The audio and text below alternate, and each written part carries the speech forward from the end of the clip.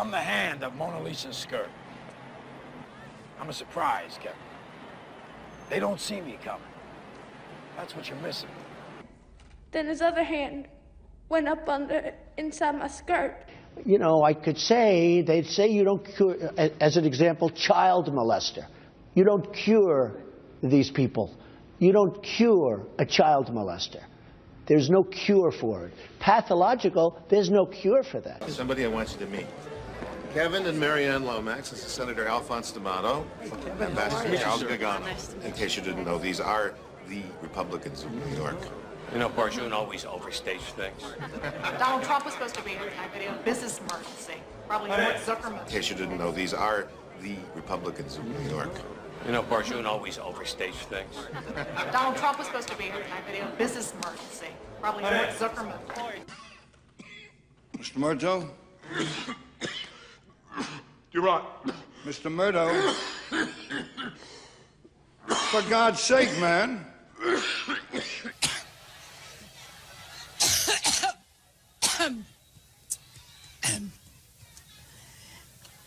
Every time I think about Trump, I get allergic. Why do we have to keep going? Because it needs to be clear, Mr. Cullen. Because I need to know and understand exactly what happened. You're standing there. You look down. There's the gun. You kneel down to pick it up. You work late, you come home, you walk in, everybody's dead. It's not something you planned for. Stop. Back up. Two prints by the gun. Right hand, right knee. Right knee. We have been over this. I'm trying to picture it. I'm trying to picture it. Your hand came from inside and underneath. I'm the hand of Mona Lisa's skirt. I'm a surprise, Kevin. They don't see me coming. That's what you're missing. And I'm talking to my friend who I'm sitting to and across from on my left side. I'm very clear on this. This is the vivid part for me. So the person on my right, who unbeknownst to me at that time was Donald Trump, put their hand up my skirt. Your hand came from inside and underneath. I'm the hand of Mona Lisa's skirt. There's so many brilliant things in the Bible, and you can read it over, and many people have done this and they've led their life that way, but you can read it hundreds and hundreds of times. You know, David, they say great art, like the Mona Lisa. Some people, they look at it and it doesn't look as great at the beginning, and then they'll look at it. By the time they see it many, many times, it becomes the most, they can't take their eyes off it. Whereas art that's not great, you look at it, it looks beautiful at the beginning, but you get tired of it. The Bible is special. The Bible, the more you see it, the more you read it, the more incredible it is, and the more you realize. It's like a great, you could say, I mean, I don't like to use this analogy, but like a great movie, a great, incredible movie. I'm the hand of Mona Lisa's skirt. I'm a surprise, Kevin. They don't see me coming. That's what you're missing.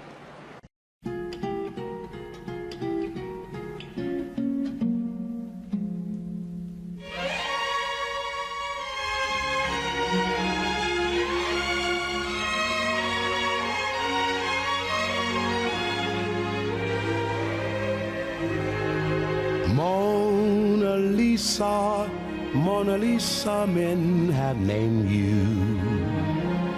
You're so like the lady with the mystic smile.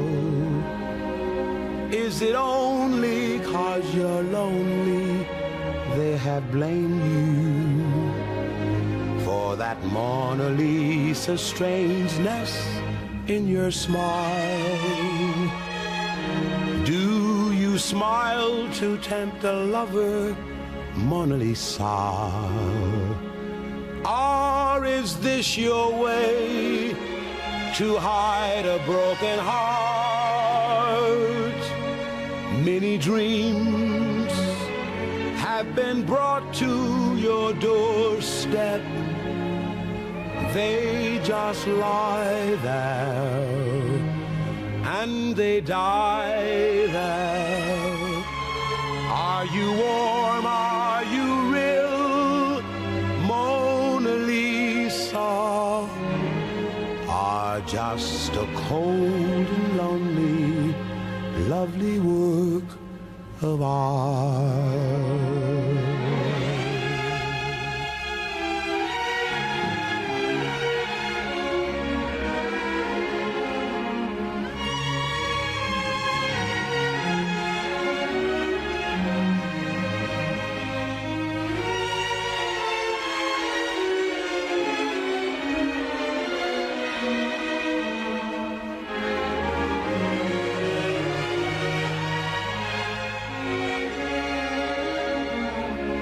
Do you smile to tempt a lover, Mona Lisa? Or is this your way to hide a broken heart? Many dreams have been brought to your doorstep. They just lie there and they die there. Are you warm? Are you real? Mona Lisa. Are just a cold and lonely, lovely work of art. Mona Lisa. Mona Lisa.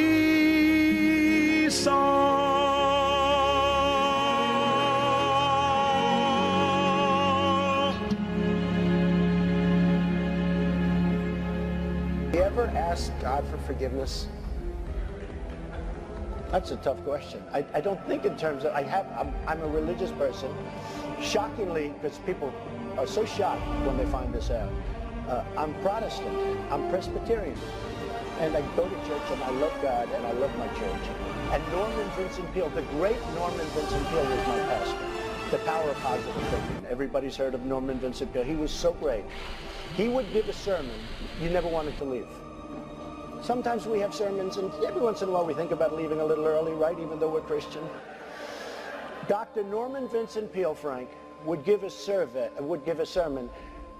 I'm telling you, I still remember his sermons. It was unbelievable. And what he would do is he'd bring real life situations, modern day situations, into the sermon.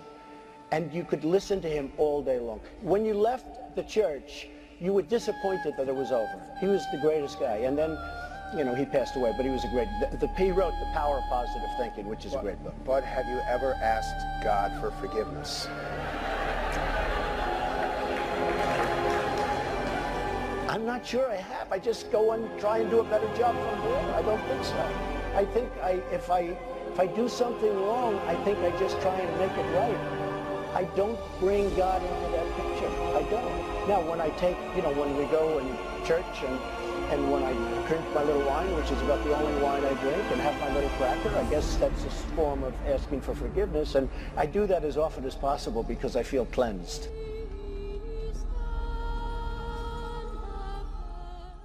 And I'm talking to my friend who I'm sitting to and across from on my left side. I'm very clear on this. This is the vivid part for me. So the person on my right, who unbeknownst to me at that time was Donald Trump, put their hand up my skirt. I'm Hans Christian Andersen. I've many a tale to tell. And though I'm a cobbler, I'd say I tell them rather well.